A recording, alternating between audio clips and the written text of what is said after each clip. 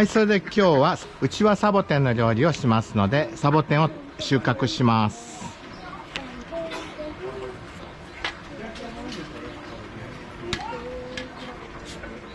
なるべく若いのを選んでください。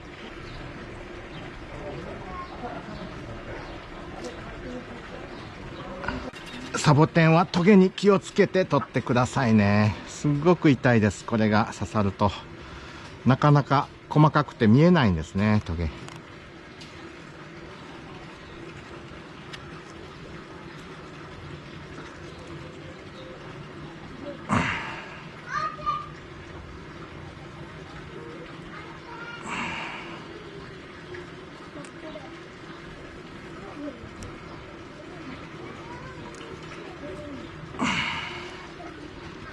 脚立に登って取ってますので不安定です。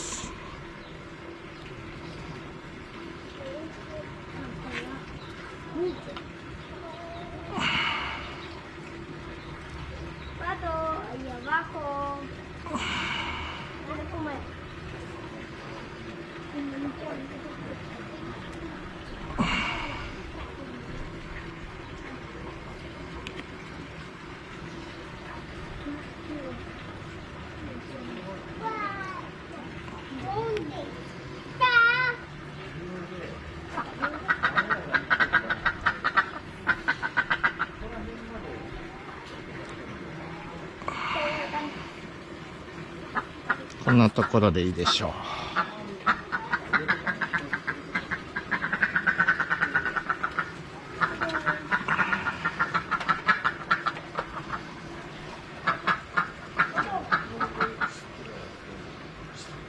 小さい。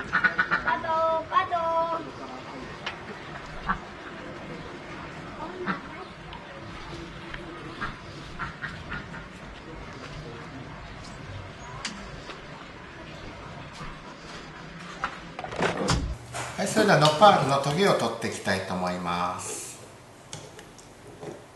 このトゲ本当に痛いんですよね。取れない、ちっちゃくて見えない。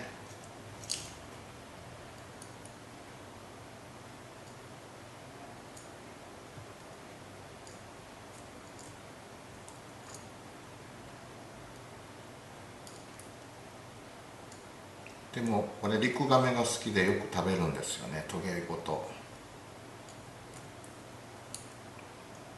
パラグアイにアカアシリクガメとチャコリクガメって2種類のリクガメが生息してるんですけど、サボテンが大好きです。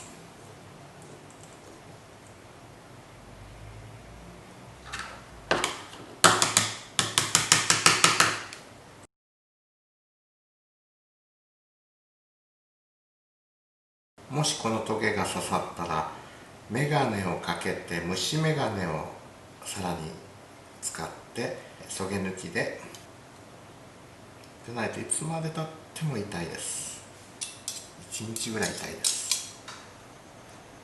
はい、トゲを取ったサボテンを刻んでいきます。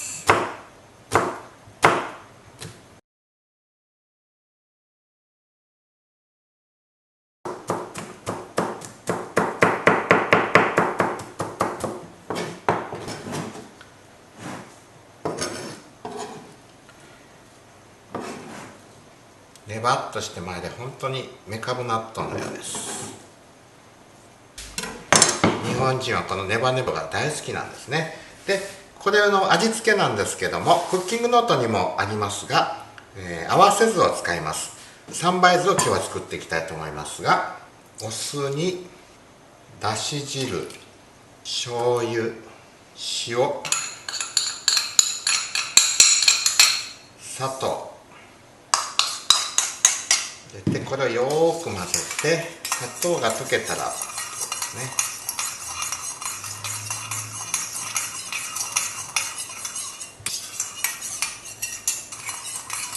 かけて混ぜていきます。